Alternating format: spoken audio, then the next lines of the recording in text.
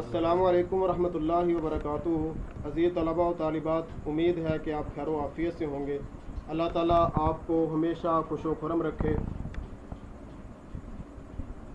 आज हम जमात नहम के निसाब में मौजूद 7वां सबक आराम व सुकून पढ़ने जा रहे हैं।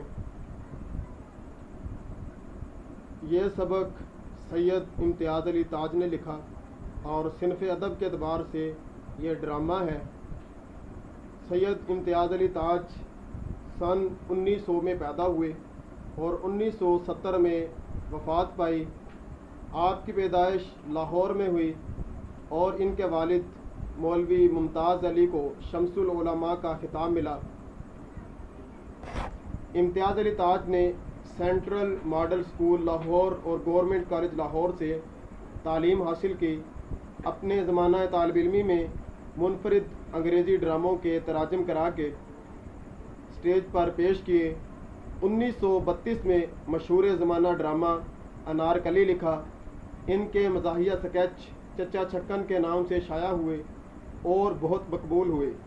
रिसाला तहज़ीब निस्वां और फूल के मुदीर रहे। रेडियो प्रोग्राम पाकिस्तान हमारा है शुरू किया और रेडियो के लिए दर्जनों ड्रामे और फीचर लिखे। बहुत सी फिल्मी कहानियाँ भी इनकी तहरीर करदा हैं। वो मजलिस तरक्की अदब लाहौर के सेक्रेटरी भी रहे। अप्रैल 1970 में इनको नामालूम शख्स ने कत्ल कर दिया। इम्तियाज़ अली ताज के ड्रामों में तमाम लिसानी खूबियाँ मौजूद हैं। इनकी तहरीर सादा और बेतकल्लुफ़ है। वो अल्फाज का इस्तेमाल बड़े सलीके से करते हैं और मामूली अल्फाज को भी इतनी खुश उसलूबी से इस्तेमाल करते हैं कि वो कारी के जहन में गहरा असर मुरतब करते हैं। उनके ड्रामों की ज़ुबान सलीस और रवां है। इम्तियाज़ अली ताज किरदारों की तख्लीक में बड़ी फ़नी महारत का सबूत देते हैं। वो अपने किरदारों को नफ्सियाती तजिए के साथ साथ आगे बढ़ाते हैं। वो महज कठपुतली नहीं होते बल्कि जानदार, जिंदा और मुतहर्रिक होते हैं। इम्तियाज़ अली ताज के ड्रामों में चुस्तगी, बरजस्तगी और बेसाख्तगी मिलती है। किसी ड्रामे की कामयाबी का दारोमदार उसके मुकालमों पर होता है। यही वजह है कि इन्होंने मुकालमा निगारी की तरफ खसूसी तवज्जो दी है। इनके यहाँ जज्बात निगारी की ऐसी हुसीन मिसालें मिलती हैं जो उर्दू के ड्रामाई अदब में बहुत कम दस्तयाब हैं। इनका एक मारूफ ड्रामा आराम व सुकून इसकी वाज़ेह मिसाल है कि उनके मिज़ाह में कहीं कोई तकल्लुफ़ नज़र नहीं आता। बस इन्होंने मामूल के वाक़यात और किरदारों के सीधे साधे मुकालमों से मिज़ाह पैदा किया है।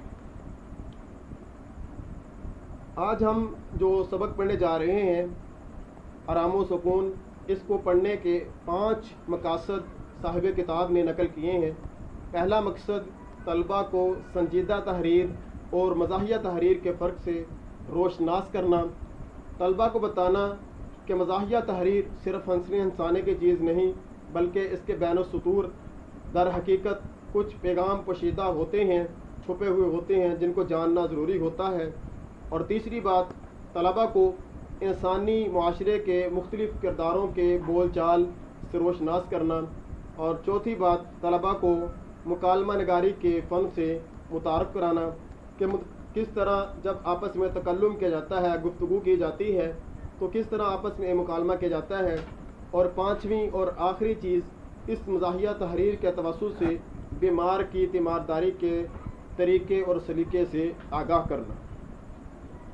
इस ड्रामे में जो किरदार अहम हैं उनमें सबसे ज़्यादा अहम किरदार है इशफाक साहिब का, मियाँ साहिब, जो कि खामंद का किरदार अदा करते हैं।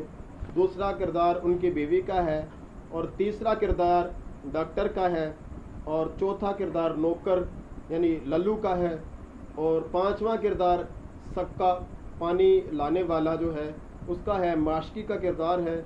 और छठा किरदार नन्ना जो घर में बच्चा है उसका है। सातवां किरदार फ़कीर का है और आठवां किरदार हमसाए का है। इस पूरे सबक में चंद एक अहम निकात हैं। सबक का खुलासा पढ़ने से पहले, सबक को पढ़ने से पहले हम इन अहम निकात को जानने की कोशिश करेंगे ताकि हमें मालूम हो सके कि इस सबक में कौन कौन सी चीज़ें बयान की जा रही हैं।